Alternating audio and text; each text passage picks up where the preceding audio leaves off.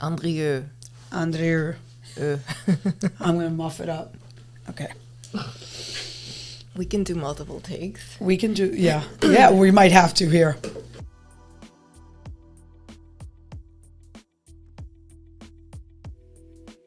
So welcome, audience, to Inside CNA Digital, the podcast. I have got a great episode for you today. With us is Melissa Andrieux, Partner and Chief Diversity Officer at Dorf, Nelson, and Zauderer. They're a great firm here in Westchester County, and I think we have a very diverse conversation for you today. I have the benefit of having really cool friends. Melissa, I would say, is I'm counting as one of them. And the more I've learned about her career and the more I've learned about you as a human, the more I realized, like, I needed to have you on this podcast for so many reasons that the audience will learn. So welcome, Melissa. Thank you so much for being here. Thank you, Elena, for inviting me. I'm excited. All right. So funny. We started in the prep and in the pre kind of production, and you started talking about why you were here, and then we had to go to roll. Yeah. Because you were getting into it. And so I have my first question, which is to tell us a little bit about yourself, getting into your legal background, but talk to me a little bit about kind of who you are and introduce yourself to our audience. Well, that's kind of a loaded question. I honestly did not find out who I am until recently. I grew up Queens, 2-parent household, 3 brothers. I went to law school because I saw it on TV. I had no lawyers or judges in my family, no one in my circle to guide me. I watched TV, and I don't know if your audience remembers The Practice, the show. Oh yeah, that was a good one. Lara Flynn Boyle, so I emulated her, and I said, well, I'll go to the prosecution's office. So I was the DA in Queens County, and I dressed like Lara Flynn Boyle's character, and I found that I really enjoyed what I was doing. I didn't get into law because I wanted to, prosecute crimes. That wasn't my intent. Okay. But then as I started doing it, I enjoyed what I did, and I loved seeking justice for the victims. And that's how I started my legal career. And then there was no money in that, candidly. Yeah, it's hard. So I went to medical malpractice defense. I did that for a very long time. And should I keep going? Yeah, absolutely.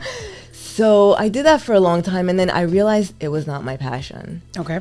We wake up one day and we're like, why am I doing this? And that's how I felt doing litigation. And I just didn't know what to do with my life. I just had no direction, nobody to guide me into other avenues except litigation, which I was like done with. And then when I got to Dorf, Nelson, and Zauderer, an opportunity opened, and started in business development and marketing. And, I was like, I don't know what the hell that is. So, right. But I was at that point, I just didn't know what to do. So I took the position. And because of the partners at the firm, the mentors that I had at the firm, I was able to grow the role, not just marketing and business development, but I turned it into my own. And that spawned my interest in DEI work. And that's kind of I know we're going to talk about that, but that's really the genesis of how I got into DEI. Just going out into the Westchester community, seeing what was out there. I mean, this is post George Floyd too. Everybody's talking about it. And I know as an attorney growing up in Queens and, diverse county, so I didn't understand this whole DEI thing until I started learning and getting involved with people in the space and just diversifying my interests. And it was eye-opening. And so I just started learning, reading, talking to people, and just forging ahead and learning what other businesses were doing with respect to DEI. And I started the initiatives at our firm. That's awesome. One of the things that I try to do here is to create as diverse an environment as possible. Talk to me a little bit about, if you're cool, your heritage, your culture, and where you kind of came from. Where did our ancestors come from? So my culture, Haitian background, and no, we do not eat pets, contrary to what folks say. So I was born here. My parents are from Haiti. They've been here for like 40 years. Okay. Strict household. Education was a big part of my upbringing. There was never, you're not going to college, you're not going to be a professional. That's what we had to do. That was what I'm sure that's why you're here. Yeah. And so, a great childhood. Looking back on it, my brothers would say, oh, we didn't have all the cool things, but we grew up with love, 2 parents, just amazing people, and really instilled in me giving back and just being the best that I can be. That's awesome. Now, we know, because you kind of tip the hat a little bit, that diversity and DEI ends up being a great connector for us in terms of that. But talk to me a little bit about even law school. Like, was it diverse? I mean, when you walk the halls, did you see people that look like you? Did that shape you in any way, shape, or form? Whether the answer is yes or no? So I went to New York Law School in Manhattan. Pretty diverse. Candidly, I didn't really socialize. But yeah, walking the halls, there was a lot of diversity represented, a lot of women, people of color, older individuals. It's multi-generational going to law school, second careers and all that. But I knew pretty early on that I wanted to go to the Queens District Attorney's Office. So I didn't veer from that path. That's what I saw on TV. That's what I wanted to be. Yes. And I accomplished my dream. I did it for 5 years. I interned as well, so I got my foot in the door. A lot of folks don't know to do that. Like I was like, I want to work here as a prosecutor. Let me see how I can get in my foot in the door. And so I interned. I was there for a very long time. And Queens, a very diverse community. The people that I was prosecuting, unfortunately, were a lot of people of color. And it shaped my thinking when I left the DA's office. While I was there, it didn't really resonate with me until I left and went into corporate America, basically private practice. And I was like, wow, lack of diversity. Like, what is going on here? Sometimes I was the only one in a courtroom. The judges were all not people of color, one gender, usually. Yeah. And again, there was nothing that I could do about it back then. We weren't as open as we are about talking about these issues. And so I just went about my career. I think you still have a hard time. We still do. I mean, it was hard for you to say white male. Yeah. I mean, it's okay, though. Yeah. I mean, right? There's no judgment on it. It just is what it is. And your story is your story. So if that's what you were exposed to, that's what you were exposed to. But it was hard. It was hard. Yeah. They were all white men. And even at, the law firm that I was at, it was top heavy with white men. But I must say that those were my mentors as well. I didn't have any other choice, really. Unfortunately, the women back then were all scaling up because they wanted to get ahead as well. Sure. And so they weren't taking along the younger attorneys. And one of the reasons why I do what I do is I don't want to be that woman. I want to bring along the younger generation. I want to mentor. I want to give back and give people what I didn't have. And it's really appreciated. You take 30 minutes out of your schedule, talk to someone, and they still appreciate it. I know I went off topic, but... That's okay. This is your show.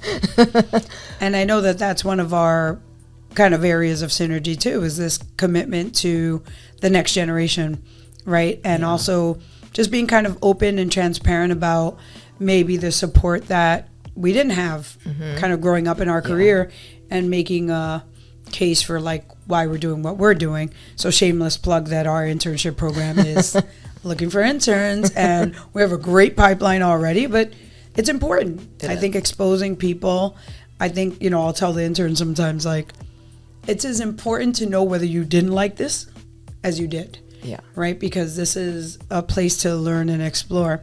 Exactly. Speaking of learning and exploring, what's one of your favorite parts about doing your job? Well, my job is multifaceted, thank goodness. So and different from what I was doing. I was, practicing attorney, billing, going to court, doing depositions, all the legal stuff. And when I pivoted to my DEIB career, I stopped practicing because I found that the DEIB work and also the networking was my passion. And that's how I found myself. Growing up, coming up in my career, people would tell me, oh, you're an introvert. You don't know how to talk to people. You are, you're who you are. That's what I grew up with, family and professional colleagues telling me that. And so I played into that, and I just kind of stayed to myself. I just did what I had to do, kept my head down. And then when I had this epiphany that was no longer my passion, all these doors opened for me. My mind opened. I let positive energy in, and I just started to kind of blossom late in life. So it can happen. It's never too late. And so what I love to do is I love meeting people. Like I said, I love speaking with young attorneys, people who want to be attorneys, or people who just don't know what they want to do with their life. I guide them. I let them know what I did, and maybe it'll give them some guidance. What else do? I do so much. I know. I actually wrote it down because it was, sometimes I go through my day, I'm like, what the heck did I do today? But it's a lot. I interact with leadership every day on a daily basis. I go out into the community. I network. I know. I see you out. I always see you out. We're in the same rooms a lot of times. Yeah. And it's nice to see how the community has changed from even just a couple of years ago, and how welcoming it has been to me and to other people coming into the business community out here. Yeah, I think one of the aspects that's true, but maybe kind of slightly misunderstood about the Westchester community, is how tight-knit it is.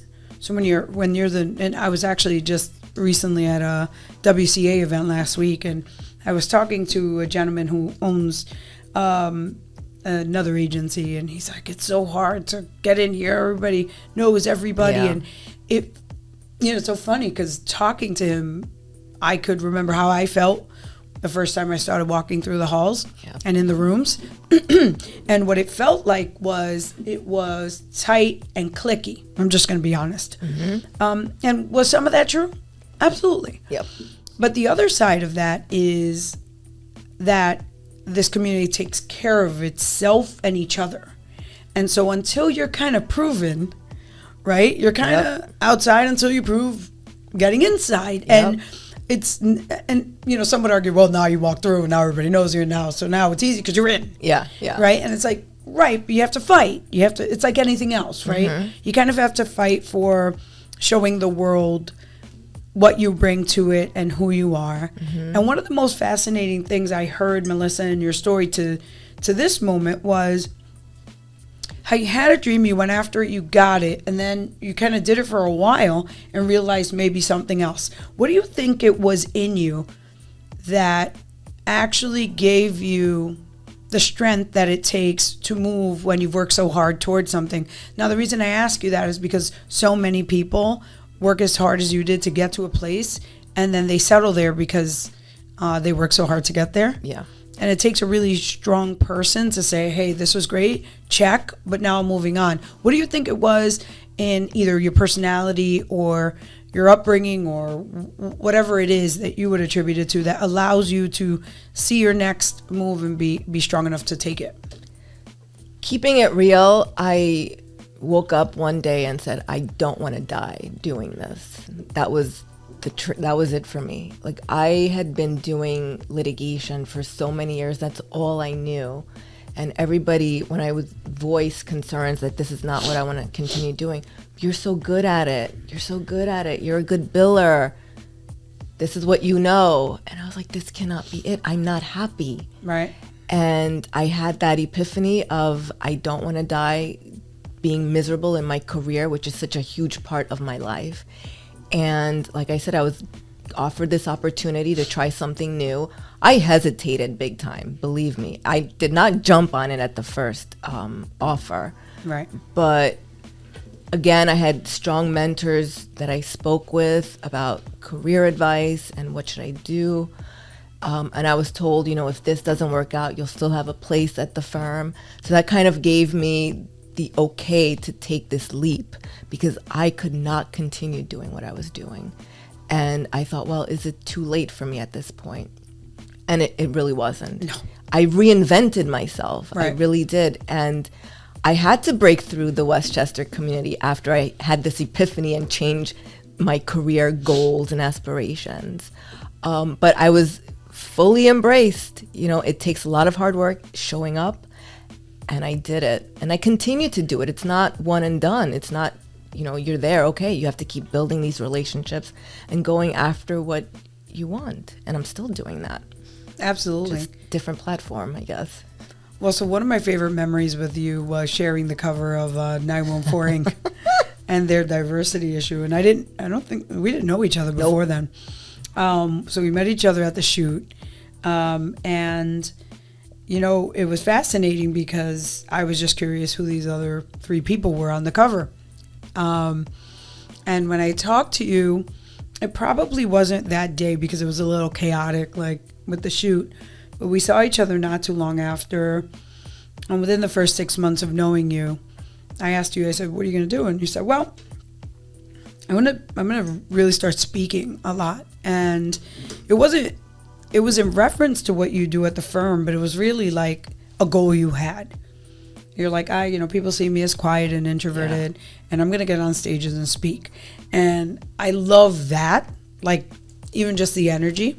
It was like a quiet confidence.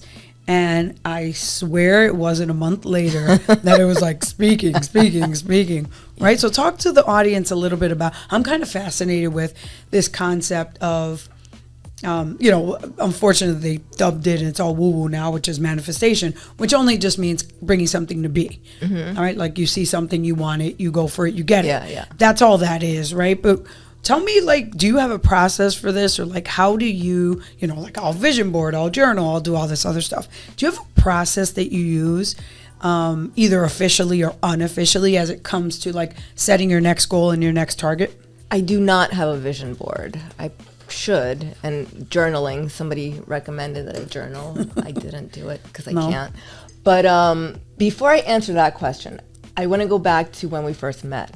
We did talk. I remember. No, we talked. I remember we sat down, and I remember I loved your vibe because you were like no nonsense. I'm like, damn, this is a cool chick. Oh, thank you. But yeah, you asked me, what do I do? Like you were interested. Sure. And I just liked how you were. So we did have a conversation about what I did, and I got to know you a little bit. But it wasn't until after that we really forged the relationship. But, so I was thankful for 914 Inc. for putting us together. Yeah, absolutely. Yeah. So how do I manifest, or how do I go about getting my speaking engagements? I just said I wanted to do them.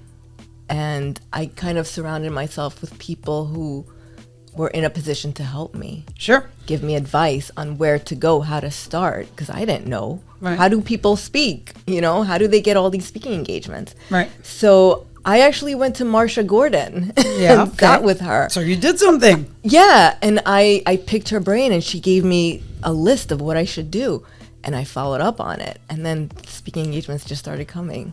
Yes. And also good marketing, Yeah. You got to put yourself out there. That's People correct. don't know who you are. They're not going to know to reach out for you. And then, I wanted to build my career as a speaker. So I kind of took everything that came to me to the point where I did get a little bit burned out. But then I did establish myself as the speaker. And at the point that I'm at right now, I can, say no to certain things. Sure. Which I've been doing without guilt. Yes. Yeah. So to our audience, there was a lot to unpack there. So just to kind of take a step back, I have a coach that I work with on a personal level, right? And she calls it a success formula, but she's very kind of clear about like identifying and having me identify personally what my success formula is. Mm-hmm. So it's kind of what I asked you there. And so you said, no, I don't have a success formula. And then you talked to us about the formula that you use. Because we actually all have a success formula if you're successful at doing something you're trying to do. And it usually ends up being something like, I see something I want it, I call it, I tell the universe, like meaning all the people I'm going to talk to. Yeah. And then you leave yourself open. And then it starts coming, right? And I think, so let's kind of see that that's true, and it is true for most people. And the other side of it is, sometimes when you're setting a new goal, you took every gig, and then you were burnt out. Now, that's okay. right? I want people to understand it's not this, it's not balance doesn't mean like I give exactly 8 hours to this and 2 hours to that. And like sometimes in order to achieve something big, you have to kind of go a little too far in one direction, then reel it back. But you don't really have control over when your industry accepts you. Correct. In whatever way you want them to accept you. So it might take working harder than everybody else for a defined period of time. Yes, it did. Right? It did. And it now really you can be selective about your engagements because you have a name. Exactly. I love that. And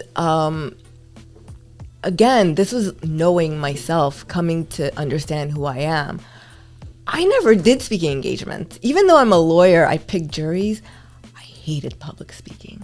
It was a fear of mine. Even though I talked to courts, I talked to jurors, it's not something that I thought I could do. Okay. Again, doubting myself, right? But then I was like, you know what? Let me give it a shot. Other people are doing it. I'm just as smart, just as good. And I guess I did have a plan, even though in my mind it wasn't a plan. I just did it. Yeah. And so it came to fruition. Well, what I like about it, and the reason I'll call it out to you, but to our audience, right? Because you're getting a lot of what you want, is because actually the more intentional you become about seeing your success formula, whatever that is for you, the more likely you are to shorten that path from what you want to what you're going to get, right? So like a little bit of intentionality there and just noticing, it's like, wait, what's, my coach would ask me, like, what's the pattern? Right? Yeah. So the pattern is, and interestingly, so about that 914, a couple years before that, I saw the cover of the diversity issue. And it was on my desk. And I looked at it and I said, one day I'm going to be on that cover. And I had no reason to believe I was going to be on the cover of a diversity issue for 914 Inc. or share the cover or even be a piece of the cover. But I saw it and I kept it there, and my assistant kept trying to take it off my desk because it was old, and I was like, leave it there. And I just kept looking at it. But it was this thought that I could one day do that. And that's what kind of started for me. Like, it was almost like the possibility of it was open. Wow. Right? Yeah. Exactly what you just said, though. It's the same thing. It's I can't talk in front of people. I don't like public speaking. Wait, maybe I can. Becomes it's possible, becomes I'm doing it. Just interesting. And the more I think people kind of see it, like that pattern, the more they can use it to their advantage. I never really think about things like that. But I know. I love this kind of stuff. So it's interesting. I don't know too many people who have like chief diversity officer in their title at a law firm. So talk to me about, right? And we have a lot of kind of corporate clients that have chief diversity officers. And I kind of know what they do. But talk to me a little bit about that side of your title. And congratulations, she just made partner at her firm. Congratulations. And so talk to me a little bit about, what does that mean for a law firm in Westchester? Like, how does that come into play? Well, it comes into play, first of all, you have to have the leadership buy-in. If this is not part of their core values, there's not going to be a chief diversity officer or a diversity anything. Correct. So the way that I came into this role is, even before I got to the firm, they believed hardcore in diversity, equity, and inclusion.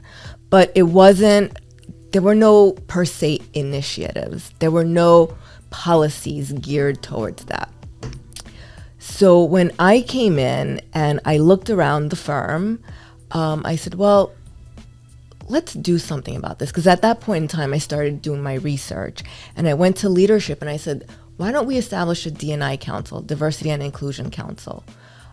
Get the diverse members of the firm talking and meeting and just discussing things. No agenda, just get us all together. And they were like, go ahead, do it.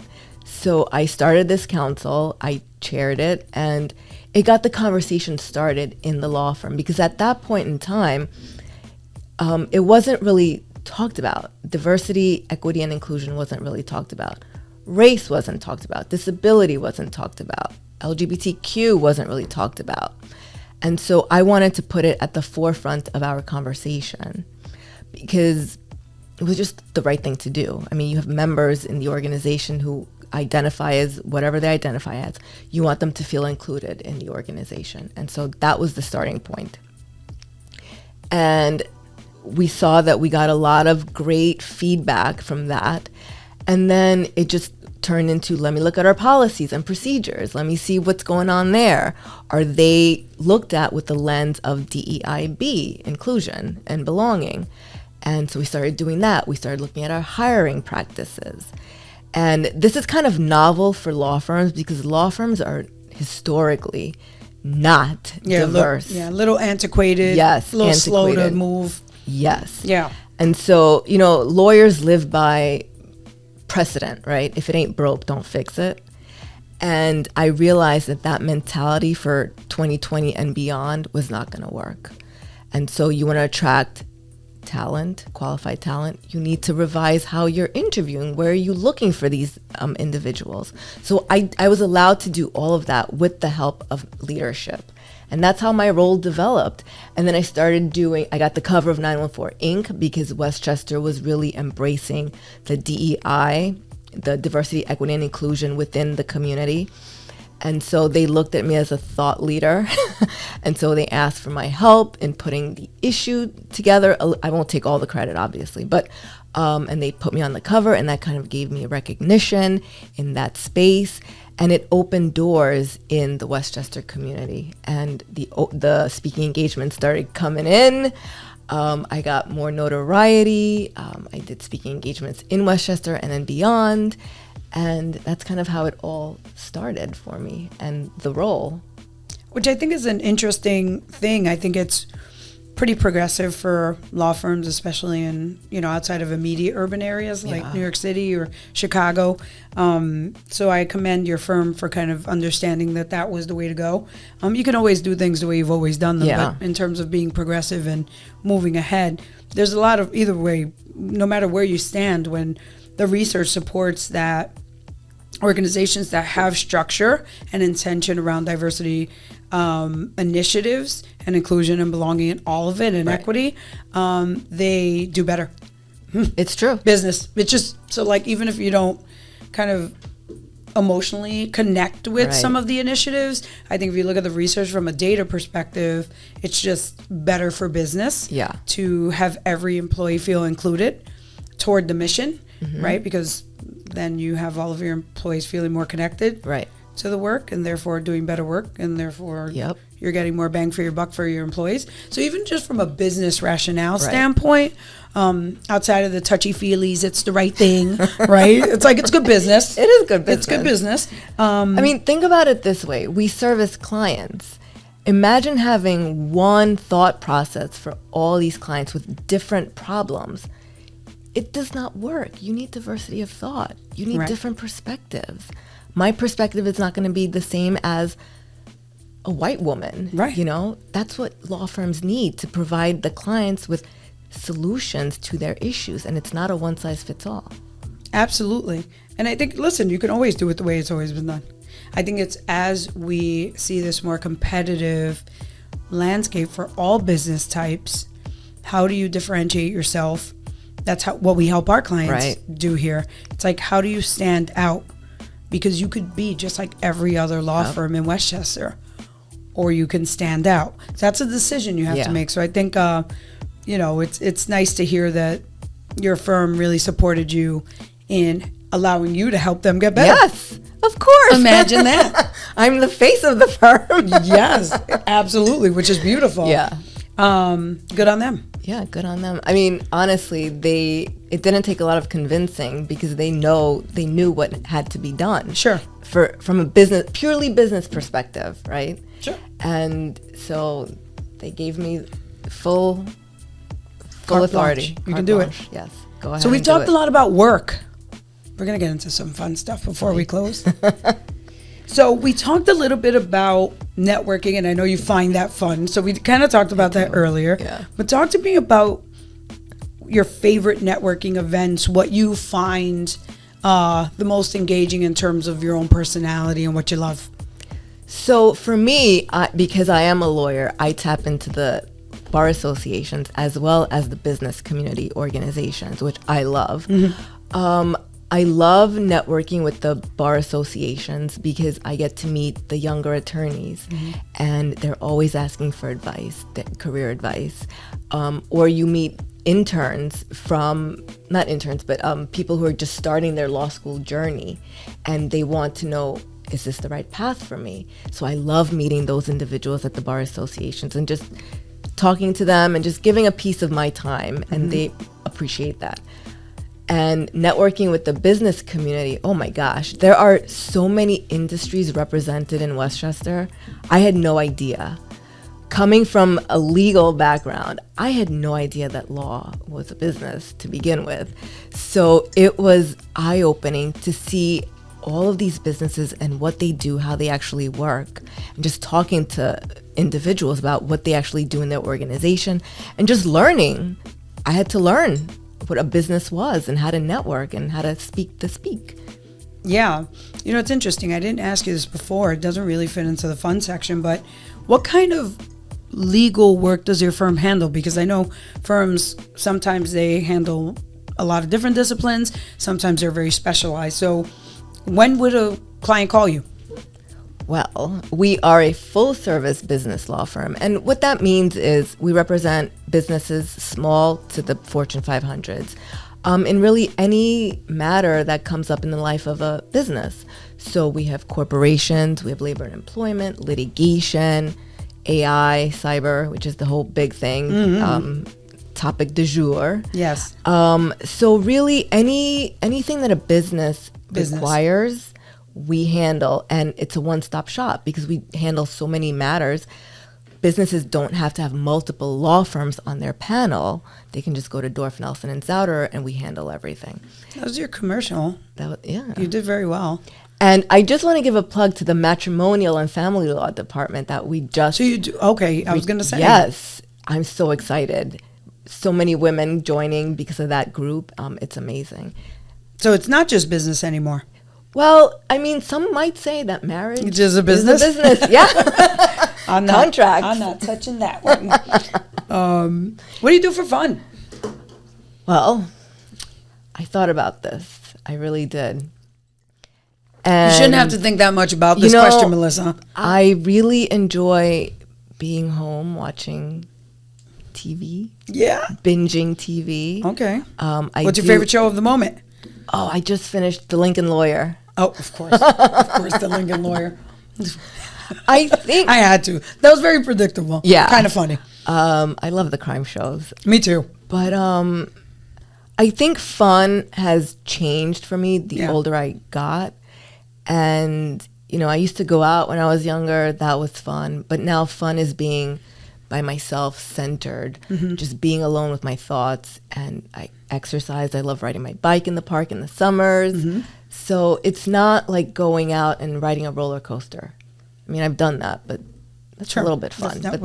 But that's not what I do on a day-to-day basis. I really enjoy, what's fun for me is connecting with people. I don't know why, but I love connecting with people and then connecting them with others. I find joy in that, which is kind of weird for somebody who grew up being an introvert.